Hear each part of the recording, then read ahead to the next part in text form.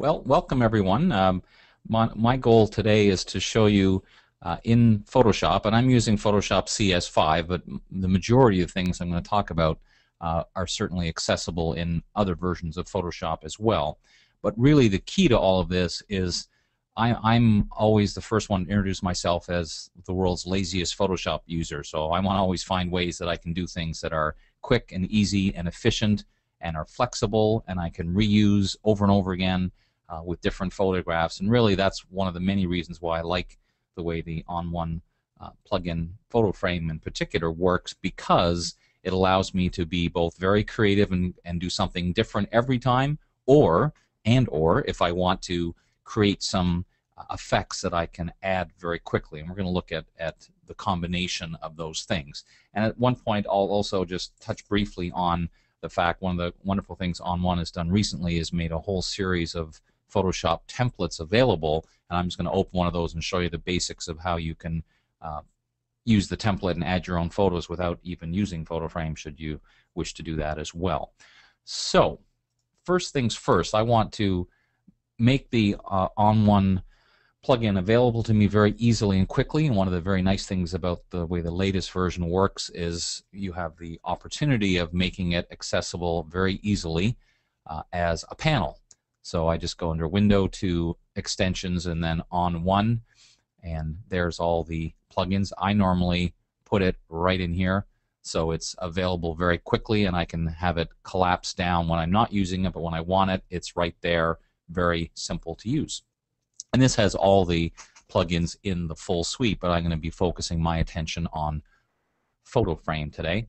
So, and I'm also going to use Mini Bridge a lot. Mini Bridge is one of the new things in Photoshop CS5 that I really like because it gives me instant access to all my images right in a window. Instead of having to switch to Bridge, I can just see everything right there. So again, if you're not using Photoshop CS5, that's not a requirement. It just makes it a little easier just so you know what I'm doing.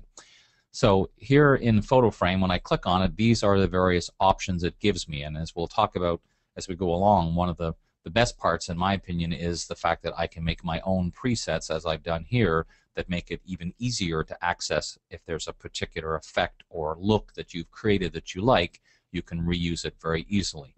Other than that, though, this is just a regular Photoshop document, nothing unusual.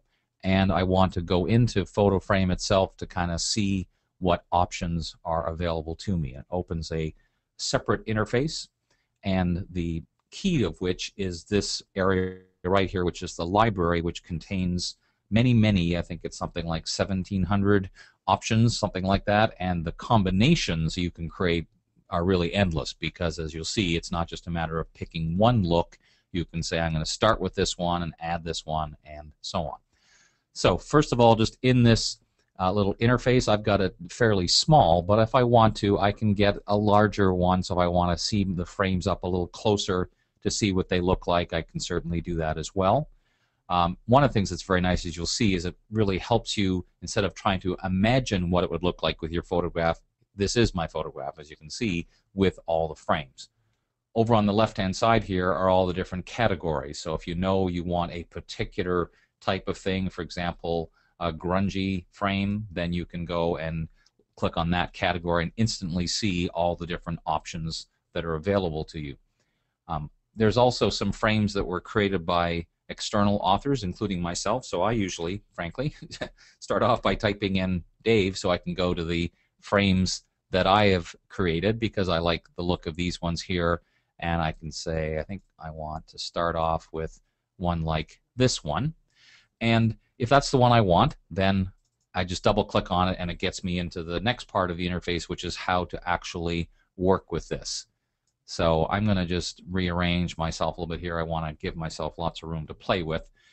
So this is what's pretty interesting about this, is that even if you've never seen this before, it should look very familiar. There's not a lot of learning going on because it uses kind of a Photoshop look and feel, and the terminology is very similar. So even things that you're not exactly sure how to do, it's usually just a matter of trying it and kind of looking at the options that are available. For example, over on the side here is a little panel called Frame Stack. Well, that looks very much like the Layers panel in Photoshop. So my original photograph on top, or excuse me, on the bottom, and then on top, whatever frame I'm currently working on. And you'll see it has the option of hiding and showing, which becomes more important as you start adding frames and piling things on top of another. So back here, as soon as I move over the frame, you see it already has what look a lot like free transform handles. So if I want, for example, in this case, to make the edge so I'm not cutting off the top of her head quite as much, I can use these handles like you would expect to scale up or down. I can even move outside and get a slight rotation should I wish to. I think in this case I won't bother. Also, I have many options here for how I want the frame to look. So here's the options that you again, with things that are very easy to understand, like opacity. So if I want to lower the opacity of the frame so I can see through more to the original, or if I want to blur it to make the frame edge a little softer, whatever you want. Right now it's currently black. If I wanted to, I can open up a color picker type thing where I can choose a color, or if I want to, I can even pick up a color from the image itself, which we may do a little bit later on. The other nice thing is that the frames come in usually exactly the way you want, but if they don't, there's also options to flip them. So if I want to make the frame go the other way around, because I think that kind of fits the photo better, or vertical, or rotate 90 degrees, anything like that, those are all the options that are available to me. Over here in this panel, the options panel, this is, as the name suggests, this is where you set up your options. Personally, I see PhotoFrame as a great time saver that's going to ultimately give me pieces that I can play with further if I want to in Photoshop. So with that in mind, I usually use this option to apply each frame to a new layer. That way, even though I might pile up several things here in PhotoFrame, when I click apply, the result will be editable layers. So if I decide to change something or move it or lower the opacity, I can do that. So let's just do one more thing here. Let's say I like this frame, but I want to add one more element. Well, I just go back to the library, and I think in this case I'm going to add some kind of scroll adornment, and let's just pick one like, say, this one, but I think I would prefer that it be white. And now here's a question. Normally when I'm doing this kind of thing, as on the fly, I might decide, well, I want it to be this size or lower the opacity, but if you're not 100% sure, I would personally keep the opacity at 100%, and you'll see why in a second. So unless you're very certain, I would personally not suggest spending too much time playing around with opacity in this case, just in case you want to change your mind later. So let's say, for the sake of argument now, that I like this particular combination of these two effects I just added. I hit the apply button, jumps me back to Photoshop, where it starts to build up the document based on those elements that I've created. So let's just collapse this for a second so we can look at our layers panel, and you'll see there's the same effect you just saw in PhotoFrame. But if I look inside this group, here are the two elements, the scroll and the frame. Now, this is why I suggested initially don't set the opacity necessarily inside PhotoFrame, because imagine that I had set this scroll little adornment at 50% opacity. Well, now if I changed my mind, I couldn't push it higher. I'd be sort of stuck. My ceiling would be at 50%. But because I left it at 100%, now that means I can take advantage of the Photoshop opacity to maybe lower the opacity, and maybe even use free transform, press Command or Control T, and transform it now. So this is a choice you can make, but this is, again, is why I like the way that PhotoFrame interacts with Photoshop, particularly when you have that option for create new layers each time, is that you have the option of turning things on or off, lowering the opacity, and even changing the color and all those other things should you decide at this point that there's something you want to do differently. And of course, it's done in a very, one of the key phrases for me in Photoshop is to work non-destructively, meaning there's nothing I'm doing is permanent. So the results of PhotoFrame is here in this entire group. So I might have added 4 or 5 or 6 different elements, but ultimately they're all in one group that I can show and hide very quickly.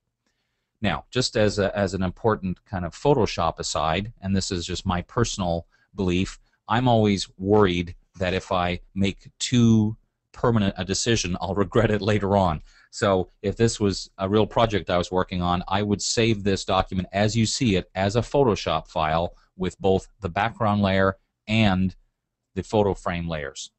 I would save that as a PSD, which means it preserves exactly what you see here, all these editable layers. Then I would save as a copy as a JPEG or whatever I wanted that would be flattened. That would be the one I would move on to send to a client or print out or whatever it might be, but I still have that original file to come back to if I want. So to me, that's a very important aspect of working in Photoshop in general, but it also, again, gives me the ability to take advantage of this because let's say I simply really like the look of this layout right here. I could very easily just drag another photograph in and that would be done. Now I'll show you that shortly, but the point is that preserving the layers is just, to me, a very good way to go, because that way you're making sure you're not making any kind of permanent decisions. Okay, let's look at another example here. Again, just another photograph here. And we'll go back to PhotoFrame. And again, I'm going to, at this point, still go back to the main software so I can work with it. And let's look at one of the other really interesting things. Along with all the frames that are there are these wonderful layouts. And these are ones in different categories. In this case, since it's a wedding photograph, I would probably go there. And you'll see, let's get a little bit closer so you can kind of see the look of these layouts. These are really beautiful full layouts that are not just a frame, but have, like in many cases here, you can see it has a frame with an interesting border and an adornment and some kind of other treatments like text and things like that. So these are some beautiful effects that you can, again, apply, double click, and now there's the frame. Now in this case, I might want to move the frame a little bit bigger, but I don't want to move it too much and cut off text at the top. So in this particular case, what I may do, and I probably will do in this case, is just get it fairly close to here and then take advantage of Photoshop again to end up with resizing the photo and things like that. So let's do one more thing. Let's go back to our library one more time. In this case, I'm going to do some other adornments. There's some word art. Not that these big black words would look very good at this point, but let's scroll down here a little bit. There's some kind of wedding type ones. If I was more clever, I would have written down the name of the actual frame or thing I'm looking for, so I wouldn't have to force you to look for me scrolling through. But here's one I'm going to put on there. Now, this is a good example. This is the way it came in. I want to rotate it to the left. I also don't want it as large, so I'm going to scale it down. Now, of course, you could just find this same kind of typeface and add it in Photoshop, but frankly, why would you when you can just do it this easily in PhotoFrame? Now, this case, before I click apply, I'm going to do one other thing, and this is to me a very important part of PhotoFrame, and that is there are so many possibilities here that if you find a combination you really like, rather than trying to remember how did I do that, what combination of effects was that, I would suggest that when you get a combination you like, you save it as a preset. And let's call this wedding page with words.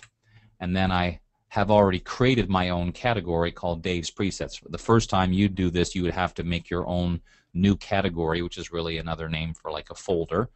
So I choose that. I could put a description if I really wanted to. In this case, I'm just going to hit save. Now, what that has done is save this thing called a preset, and I'll show you in a little bit how you can actually apply that right inside Photoshop. But for now that I've saved that preset and I know it's saved away, I'm going to hit the apply button. It does the same thing as we saw before. It's going to go through and find whatever it was that I applied and put them in there as a separate folder right in the layers panel. But in this particular case, I like the way the frame is looking, but I'd like to make her fit a little better. Well, I can still go to the background layer, use free transform, Command and Control T, and all I'll do is use the Shift key and just kind of scale down just enough for her to fit the way that I want. Now, I would personally only consider doing this if I knew I had already created a backup plan where I had another full-size version of this photograph. In other words, I would not make sure I would not save this over the top of the other one. Once I had finished free transforming, I hit enter, and now I've got this nice look. Well, let's go back a step here. I'm going to revert this image to show you if I knew, in this case, I've already got that wedding layout. Here's the really cool part about talk about a time saver. One of the coolest parts about PhotoFrame is this idea of saying, well, I had a layout I've already done, so instead of going into PhotoFrame, I go into my presets. There's the one that I created, so all I have to do is double click on it and it applies it without even opening PhotoFrame. So it doesn't launch the software, it just says, I'm going to apply exactly what you've recorded in this preset. So think about what a time saver that could be if you have a standard kind of layout that you want to use. But having said that, this is where I think it gets really interesting. Having just said it's standard, but it isn't necessarily, because I can still go in to the individual layers, for example, and move something and rearrange and change slightly. So what it's doing is it's saving you a huge amount of time by allowing you to apply these things very quickly, but at the same time in such a way that it's still giving you those nice editable layers, which I think is a really great possibility. So let's talk about these presets a little bit further. I really think this is a tremendous possibility.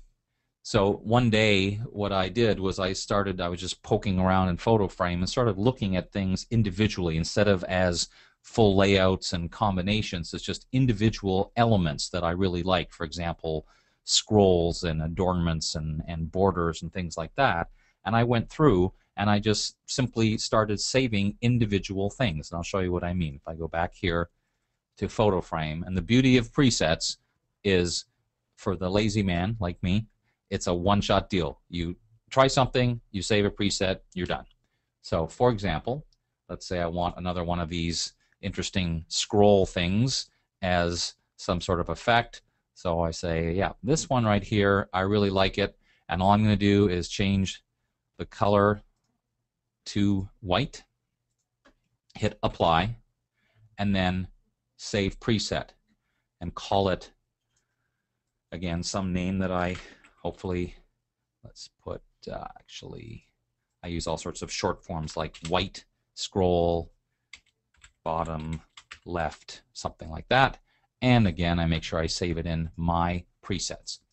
So what I would do in this case is save that preset and then just delete that and try a different one. So I might invest half an hour of my time going, oh, there's a nice one, make that a preset. So all I'm doing is saving, in turn, a series of individual effects. So once I've saved all those, then I can hit cancel, because in this particular case, my reason for being in PhotoFrame was to build up a collection of these presets. So now I open a photograph and I look through and I say, okay, what do I want to add to this? And it's just a matter of finding whatever it is I want. Now in this case, I just have to close. Anytime you add a preset, sometimes if it doesn't show up right away, you just have to sort of close and bring it there. It's the one I just created. Here's the one that's in the top left. Here's a right corner one, and hopefully the names will be such that you will be able to remember what they are. But let's look at the one that I just did. So once again, remember, presets, you don't have to actually launch PhotoFrame. You just double click on them and it automatically goes in and says, okay, I will just apply that to a separate layer, so I can now move, adjust opacity. Just make sure you click on the correct layer before you say that. Move, free transform. And even at this point, I might decide, you know what, this would look better if it was in the top right-hand corner. So just because I recorded a preset a particular way does not mean it has to stay that way. Ultimately, at this point, it's just a Photoshop layer. However, it's a Photoshop layer that's been created very quickly without you going and searching through folders full of stock photography or clip art or whatever it might be, trying to get some effect that you might like. So I was playing around with these presets one day, and then an idea occurred to me, and I tried it, and I got to say I'm very, very happy about this, because one of the things that's surprisingly difficult to do in Photoshop is add your logo to a photograph, especially if your logo like this has two shades of a color. So I've got gray and black. I can't make that a brush. Well, I could, but it would be no easy way to apply it, and I have to worry about the right size. And so it's just, let's just say it's a lot harder than I would think it would be to do this, just to simply add a logo. So I created this logo originally as layers, and then I saved this copy, as you see, DC-logo, as a JPEG. So here's what I ended up doing. I went into PhotoFrame, and one of the things that's very interesting about this, along with all the many things that are already there, is the ability to import a frame. Now it's called a frame, but really what it is anything you can save as JPEG that's shades of black and white that can give you the effect you want. Could be some wording you like, could be your copyright notice, whatever it is. In this case, I'm going to import the frame that the logo that I created. So I hit open, and my suggestion to you here is as soon as you do that, so it's imported, but it's somewhere. So right away, go in and search for it and find it. So there it is. I'll double click on it. Now it's come in the wrong way, so I would just rotate left. It always kind of scales it a little bit funky at the beginning. So I'm just going to put it, say, right there. And at this point, again, I'm not going to worry about opacity and things like that. I'm going to do that later in Photoshop, but I will very quickly save this as a preset and call it my logo, put it in my folder, save it, and now once again I can hit cancel. So before I do that, let me just reiterate how important this is when you think about it.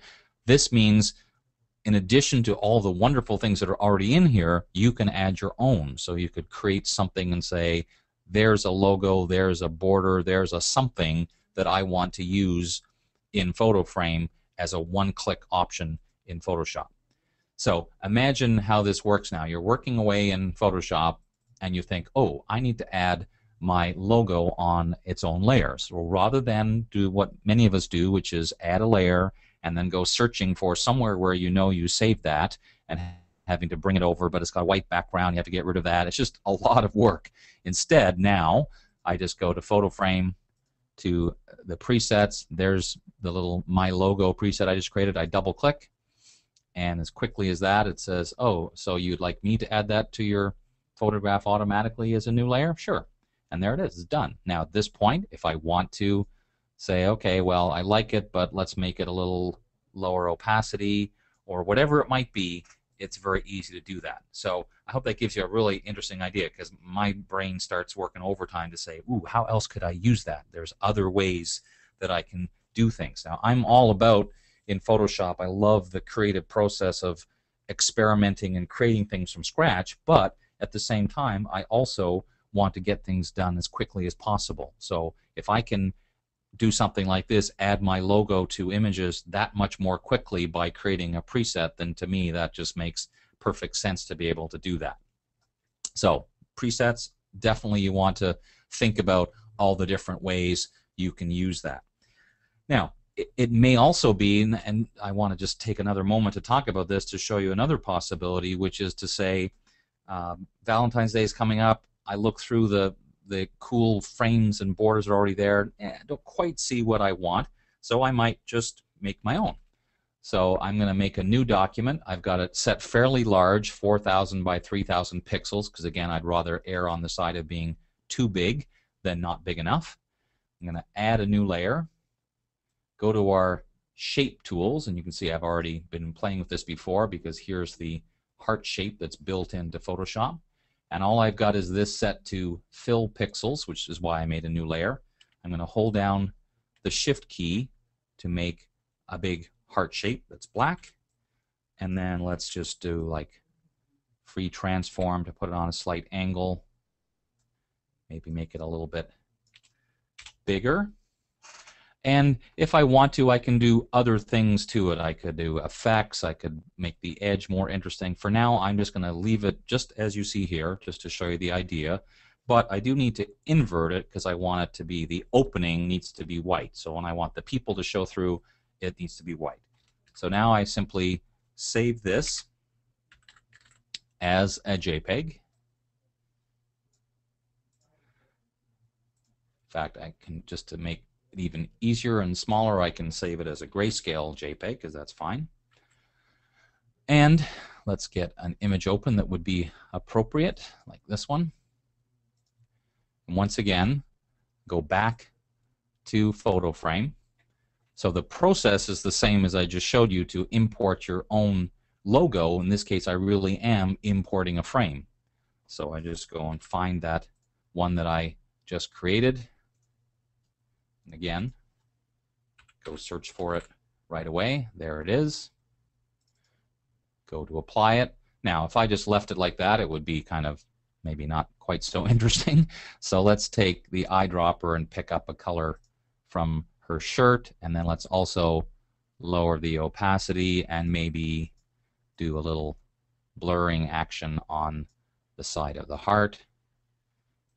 And let's go back to the library one more time. And here in this word art, there's some ones like this that would be appropriate. So we'll just rotate that. And let's change the color of that to white. Okay, and let's see, I want to make sure that, get that eyedropper off there. Well, normally I would scale it down, but I realize that my the way I have my screen set up, I've kind of covered up what I want to do here, but that's okay because I can just hit apply. Remember, it's Photoshop layers, so even if you can't seem to find a control, like I couldn't because it was hidden underneath a panel by the way, like I said, I'm set up. It's all good though, because as you remember, the final result of this is layers. Are layers? Is layers. The result is layers. So I can come in here and add this. So in just a few moments, I was able to create something of my own, and I, of course, could have also saved this as a preset. Now, when you do it yourself the first time, it probably will take you less time than it took me because I was having to narrate as I did this. So if you don't narrate your own work, then it'll take less time because you don't have to say to someone, now I will make a heart shape and save as a JPEG. Unless you choose to do that, of course, you certainly could. Let me show you one other way that I like to kind of combine the fact that it's, yes, it's PhotoFrame, but ultimately it's also Photoshop, which is kind of a cool combination. So here's a nice photo. And as soon as I saw this, I was already thinking, I had an idea in my head of what I might be able to do with PhotoFrame as a starting point. So in the library, I went to the layouts because I remembered there were some that were made for babies and toddlers. And I would pick one like, say, this one. And probably just scale down, just kind of like that. And again, I could, of course, add other words, but for this purpose, I'm just going to simply go, yeah, that looks pretty good to me, and hit apply. So it, as we've seen before, will create our effect, but here's where, as soon as I saw this, remember the original photograph, if I just collapse this up here, looked like this, kind of looked like the baby was reaching out a little bit. So it occurred to me that this is where we can start to build on what PhotoFrame does for us. So I'm just taking the quick selection tool in Photoshop CS5. It's been the last couple of versions of Photoshop. And all I'm doing is selecting her arms. And then I just have to come back to this. Remember, this is the group where that layout was applied. And the group automatically, without us doing anything, has this thing called a layer mask. And a layer mask allows us to hide or show part of the image. So whenever the layer mask is white, the entire image is showing. That's why the entire PhotoFrame layout is visible, because this whole thing is white. But I've made my selection based on her arms and hands. I just have to go to Edit, Fill, and if I fill with black, what that does is it masks that part of the frame so it looks like now she's coming right out of it. Now, to me, that's just a really cool way of building on what's already there, taking advantage of both all the many layouts that are in PhotoFrame, and then the option for us to go through and say, but once I've done that, how can I take advantage of that further in Photoshop? And this was a simple matter, again, of making a selection and then using a mask.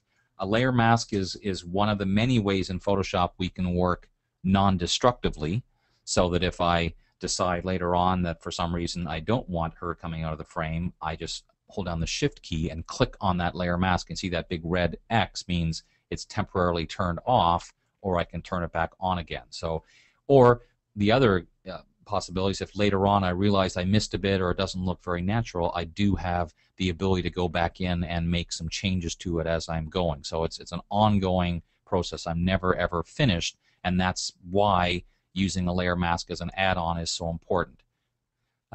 So what it does is it changes up the rules, because now we're taking the best of both worlds, as I said.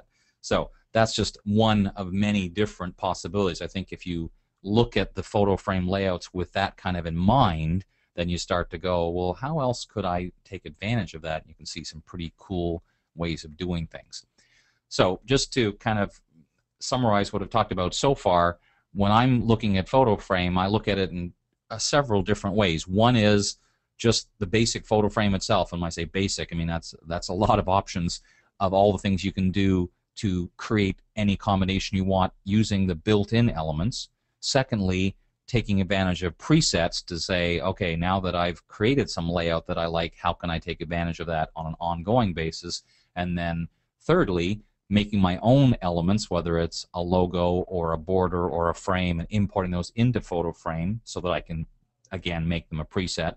And then lastly, as you saw here, not stopping there, taking advantage of PhotoFrame, put things in here, and then build on that and say, what else can I do? Now, could I have created this myself?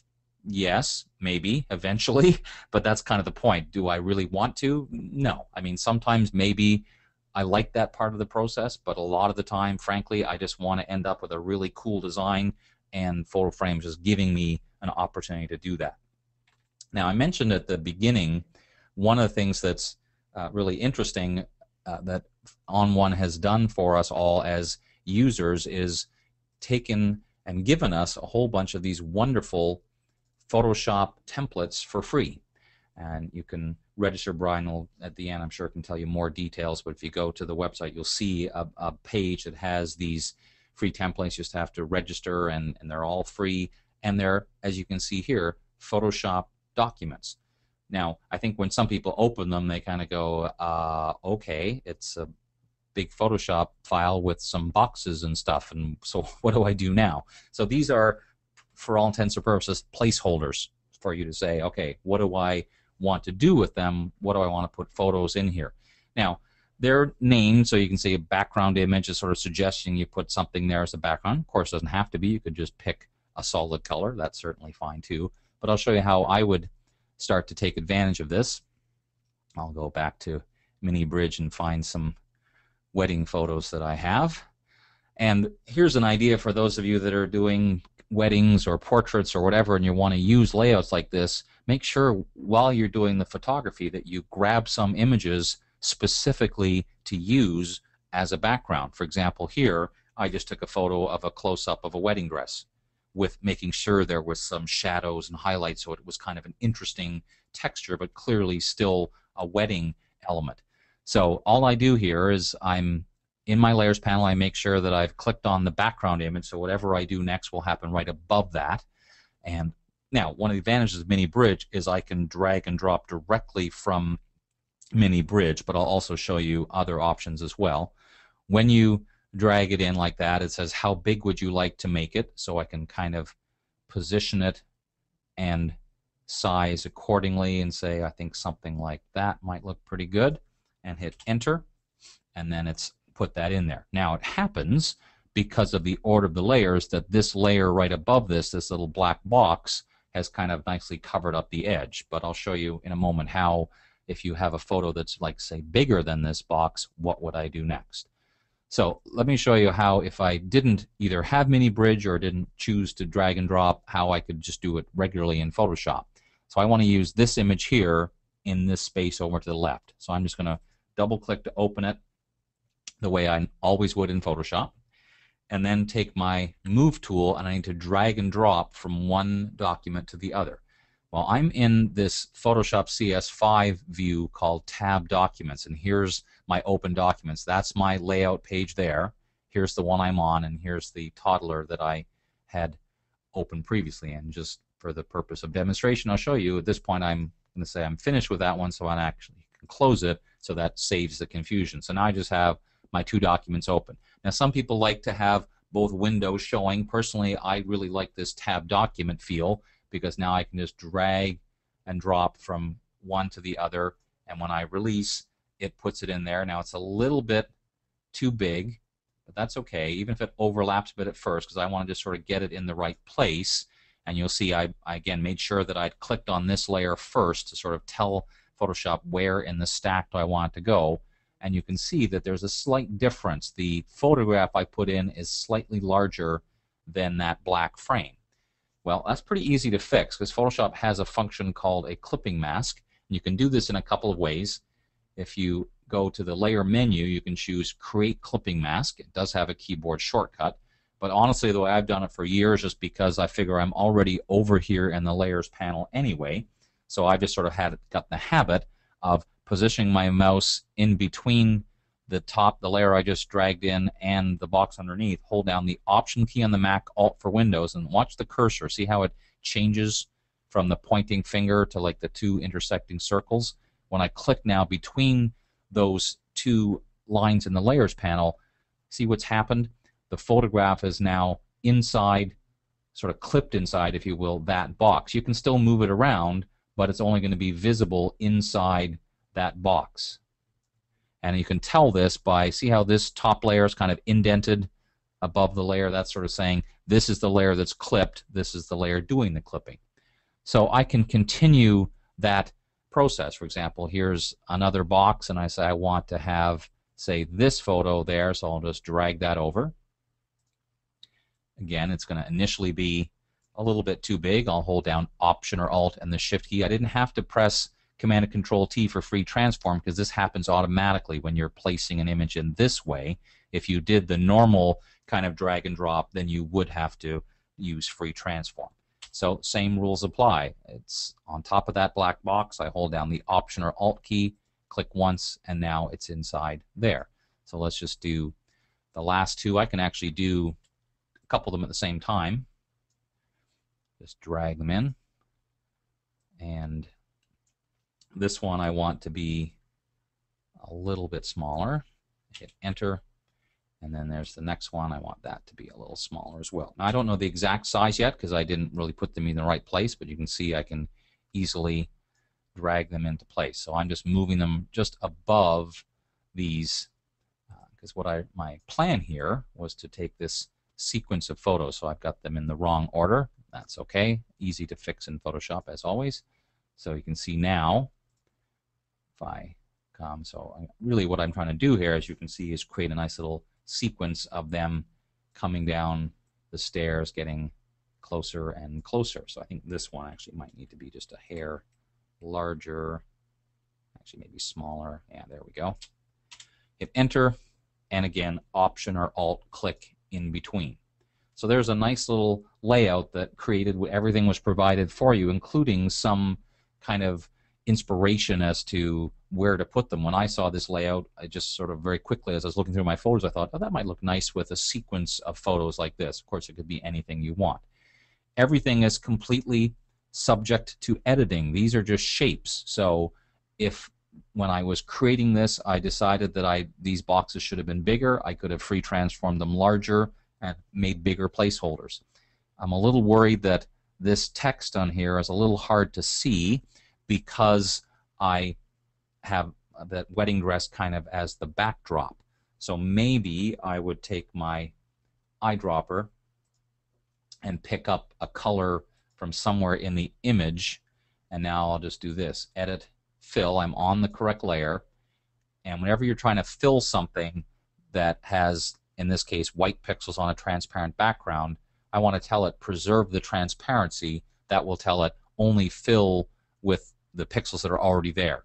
And I choose the foreground color I've chosen, click OK, That's a little better. Still not might be the perfect color, but the point I'm trying to make is that this template that's provided for free, which is the key word here, is very, very cool, because what it's giving you is a layout ready to be filled in. And it's just a simple matter of opening your images, either placing them in from Mini Bridge, as I showed you here, or you can use File Place, do the same thing, or like I said, if you're not a big fan of placing, you'd rather just open your images in Windows, you can drag and drop. So when you look at the Layers panel, it does look a little potentially confusing at first, but you just have to look from the bottom up. There's the background image placeholder with the image I just put in. Here's the large placeholder on the left-hand side where I've clipped my photo inside, and just keep going up. There's the next placeholder with my photo and the frame around the outside, and so on.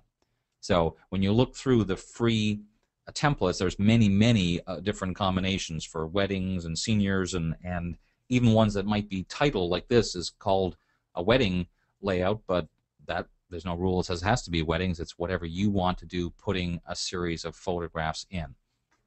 So just to sort of summarize before we have an opportunity to address any questions, I think I've said it before, but I'll just reiterate that I think you need to look at this in a couple of different ways. It is a great creative tool because you can create one-of-a-kind things using PhotoFrame, and if you start looking at thinking of the world of presets, how you can make what amount to your own template. So you put something in. Oh, I'm sorry, I'm going to interrupt myself because I did want to show you one other thing. Just to speaking of templates, that's what made me think of this, because I think this is an interesting possibility as well.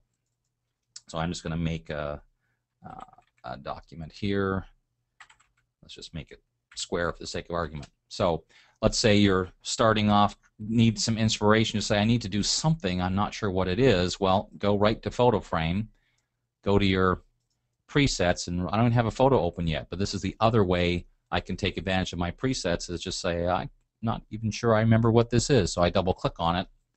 It applies the frames, which in this case a couple of frames and a texture, which will in effect give me an empty template ready for a photograph. The background layer is automatically selected, so now I once again can go back to Mini Bridge. Let me go back to this folder where I have another photo. I drag it in and scale it up to fit, hit enter, and I'm done. So that's yet another way to look at PhotoFrame, is also add something to a blank page to get inspired and then drag something in there. So I hope that gives you some ideas as to how to take advantage of PhotoFrame. It's a great way to be creative and to save yourself a ton of time by doing things that would frankly take a lot longer otherwise. Awesome. So we have some questions, Dave. One of them is around your logo, and people are wondering in terms of any transparencies, what would need to be done. So would you be able to go over getting your logo in again? Yeah. The way you need to think of the way the frame's going to work here is the shades of black will be the actual element you'll see. White will be transparent. Because remember when I made the heart shape, the heart was white, the outside was black, and when I applied it to a photograph, by nature, white became transparent. So in this case, I don't actually have to worry about making the white see-through. That happens automatically. What I did need to do, though, was think about the scanned letters, the DC being a lighter gray and the text being black, so that it would come in as kind of a two-tone logo, that if I wanted to apply a color to it, I'd have two shades of the same color.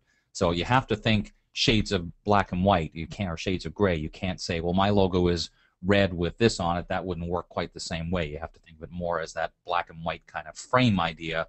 And in the world of anything that's to do with masking, gray is in the middle somewhere. So in this case, white is completely see-through, black is completely opaque, and gray would be that sort of semi-see-through. So here's the Photoshop document that I did. I started off and I scanned in my initials and filled them with gray, and then added type, and then just saved as a JPEG, thinking about, and the only real kind of work I did was made sure I made the logo I let's say erred on the side of being a little bit too big, so that it would automatically scale down in good quality. So if you're going to do this kind of thing, I would suggest making it fairly large, probably bigger than you think you probably should. In this case, it's quite wide. It's like 1,500 pixels wide.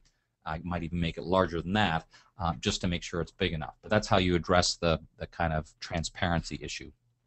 And so by that rationale, if a logo is white on a black background, it would almost be the reverse. So Right. So, but what you could do in that case is still make it black on white, but then when you bring it into PhotoFrame, it'll come in as black, and then you just change the color to white. As I remember, I showed how you could change, like the heart frame came in black, but I changed it to pink. Well, you'd just do the same thing. So you'd still create your logo if you want it to ultimately be white. Start off with it black in Photoshop, bring it into PhotoFrame, and then change it to white in there and save it as a preset. that's always thinking outside of the box. That even got me. I was like, oh man, I totally. um, that's excellent. Everyone really loved that logo demonstration, and then the one where you were using your selections with the little kids' Mm-hmm. hands. So I don't know if there's time to quickly go over that, but just to go over like, what you did. Sure. Really, all it is just taking advantage of a Photoshop function, which is a layer mask. So just to give you an example, if I just had anything on here, let's just put some color. It's covering up her arm. And what I did with the frame, I'm just doing it here just for purpose of demonstration, is I just took my quick selection tool, which is one of the many selection tools in Photoshop. And the reason I'm using this is because her arm and hands on a white background, there's such a nice border. The quick selection tool does a really nice job. So now all I need to do is on this layer I've created is to have a layer mask. Now, it'll probably be easier for me to show it to you this way. This is the way whenever you do PhotoFrame, it already comes in with the layer mask. So the way I would do it in this case would be to hide that whole layer. Again, make this selection, go back to this layer, and the way the layer mask works is white reveal. So right now that whole oval is visible because the layer mask is white. So now that I've made my selection, I click on that layer and just have to do Edit, Fill. And there's keyboard shortcut ways to do this too. I'm just showing you because it's easier to show this command. Use black, click OK, and now it looks like that oval is behind her arm. I didn't do this before, but I could even unlink the two so that I can still move this around. This way the layer mask is staying put, but the shape is moving around. So that theory can be applied the same way to any photo frame element that comes in, is just to find one. In this case, I was looking for a shape that had an opening where I was already kind of imagining her arms coming through. Awesome. That pretty much everyone was really appreciative that you went over the logo especially. Um, Well, and that's, as I said, it's one of those silly things where when you think about it in Photoshop, it's a lot harder than you would think it is to just simply add your logo in Photoshop. I mean, Lightroom's a little different, but in Photoshop, it's not that easy, and that's what I appreciate about that onOne function, is that it truly does become a quick double click and you're done. yep, and you can also use the batch functionality and just if you have Yeah, for multiple sure. images, Hmm. yeah, just turn it out. So don't forget that, everyone. Right. So with that, Dave, I think we're good. Everyone, actually, someone just commented that just seeing you use mini bridge is going to convince them to upgrade to CS5. So that's Yeah, I cool. got to tell you, Mini Bridge and the Refine Edge tool and Content Aware, if they're only those three things, I would get CS5 anyway on top of all the other wonderful things. Not even talking about HDR or any of that kind of stuff. It's just those few things alone make a huge difference.